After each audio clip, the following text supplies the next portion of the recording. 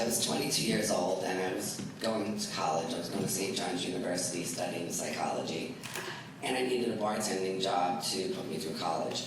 Because back then, you could actually just have one job and go to college and have an apartment and a car. So that was pretty cool, yeah. Anyway, I was bartending on Wall Street during the Wolf of Wall Street days. If you've seen the film, that was not exaggerated. It was that obscene and excessive, and it was great for a little while. But it was kind of getting to me, so I was like, you know what, I think I want to work in the Village. So back then, you picked up the Village Voice, which is a newspaper, at midnight on Tuesday, because that's when they drop them. And you looked at the classifieds. I know this sounds very archaic, but that's how we did it. And I grabbed the Voice, and I saw a job on like 519 Hudson Street. I was really excited, and after my shift on Wall Street, I went up to the Village, and I walked in, and the guy was so happy to meet me, and he's, wow, I'd love to hire you, but you just look too young. Which, it was like a fancy tablecloth restaurant. And I was really upset, and I walked out, and I was feeling very defeated.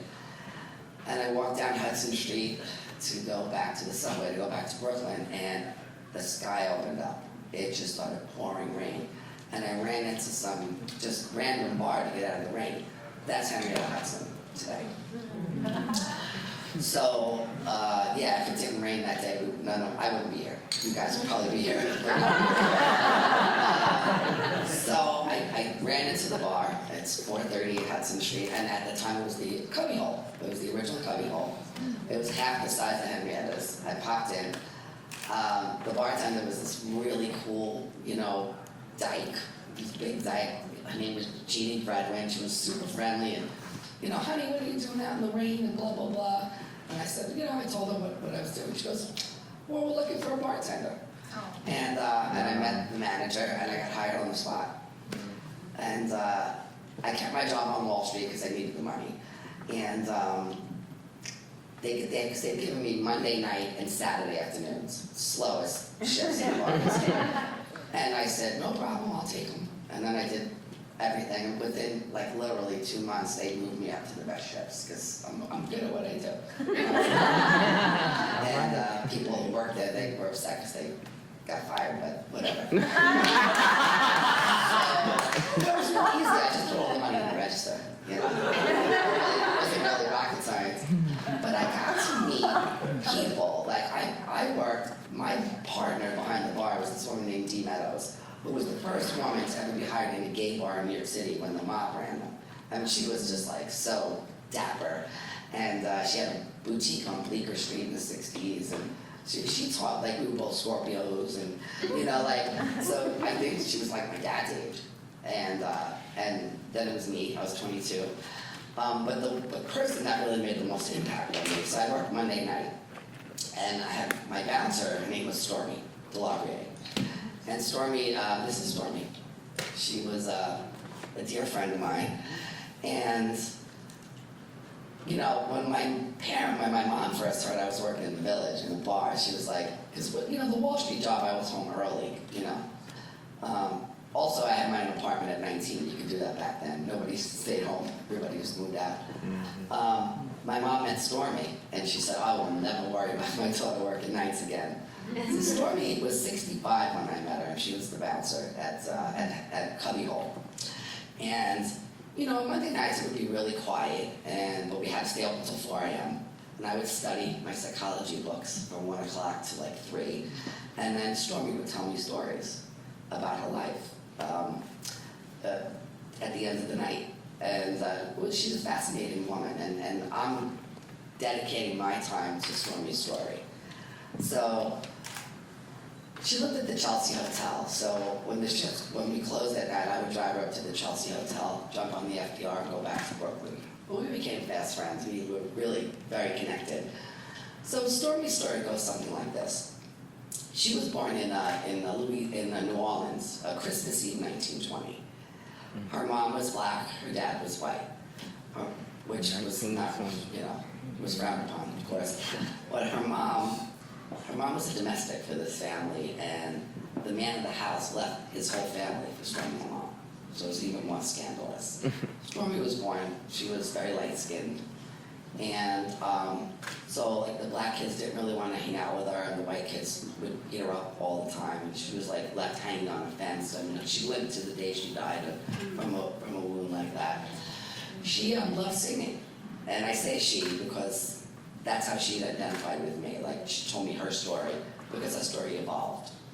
So singing was what freed Stormé, but when she sang, when she was younger and in the South, she had to wear women's clothes because that's just what you had to do, and that was what freed her. Well, she got to the point where she really just had to break out. So she moved to Chicago and she worked for the mob. And in slim-fitting suits and, you know, I mean, so dapper, beautiful, met the love of her life, a dancer, professional dancer named Diana. And they lived basically as husband and wife. Stormé didn't identify as trans. Stormé was non-binary. Stormé was like, to me, she had like a real David Bowie spirit. You know, she just kind of lived in the middle. She didn't choose either side of the coin. And Diana passed away. Stormé moved to New York and met these two guys who founded the Jewel Box Review. Now, the Jewel Box Review was what inspired La Cage aux Folles. Now, these two gay guys started the Jewel Box Review because they wanted to travel all over the world and meet other gay folks, and you couldn't because everything was so underground. Now, the Jewel Box had, I believe, 34 female impersonators and this really handsome MC. Stormé was the MC, so she was the first drag king, international drag king. And at the beginning of the show, they would call out to the audience like, listen, pay attention. We want you to tell us when the show is over who's the real woman. And they would, of course, look at all the, you know, female impersonators trying to figure out, and then it would be revealed it was Stormé, and they would just like gasp, you know. So it's so interesting because, you know, I met Stormé in 1985, and Stonewall was in 1969. Now, there's been a lot of confusion about who threw the first punch at Stonewall. I can tell you it was Stormé, unequivocally. And it's, you know, there's a guy that works at the Stonewall Inn now named Tree. Everybody kind of knows Tree. Tree's 80 years old and bartends there. Tree was at the Stonewall Inn, saw the punch. Okay? So this is what happened. A lot of people don't know that, well, a lot of people aren't just aware of the fact that the night of the Stonewall Rebellion was the night Judy Garland died that day. A lot of people don't know that little fun fact. Now, Judy Garland, of course, was a huge gay icon. We've always had icons, right? And it was hot, and everybody was upset. Judy Garland died, right? And everybody was commiserating. And they went to the Stonewall. Stormé went to the Stonewall. At the time, Stormé was emceeing for the Jewel Box Review. This beautiful, slim-fitting suit, and she had a very thin mustache at the time. And what the cops would do when they went in, they wanted to always up the charges. So they would go in with drugs in their pockets and throw them on the floor. And say, you step on that, you step, they wanted a footprint on it. Right, to just, you know, up the charges. You're gay and you have drugs, right? Okay, so the cop said to Stormé, step on that. And Stormé had a very baritone voice. She said, no. And the cop grabbed her arm, and she knocked the cop out with one punch. And it took two cops to carry that cop out. And, you know, as they say, the rest is history, right? I mean, it went on for 3 days. So Stormé, it's just funny, I think like now, I only met Stormé 16 years after Stonewall. That's not really that long if you think about it, right? Because that was 85. And she would tell me these stories late at night. So you can't really Google Stormé's story, right? So I got a phone call in April of 2012. Stormé broke her arm and went to St. Vincent's Hospital. And St. Vincent's closed, and Stormé never came back. So she basically disappeared, right? So I made a couple of phone calls, and I found that she was diagnosed with dementia, and that the state took custody of her and farmed her out to just like a random social service agency. And I tried to get access to Stormé through that agency, and they denied me access because I wasn't a blood relative. Mm-hmm.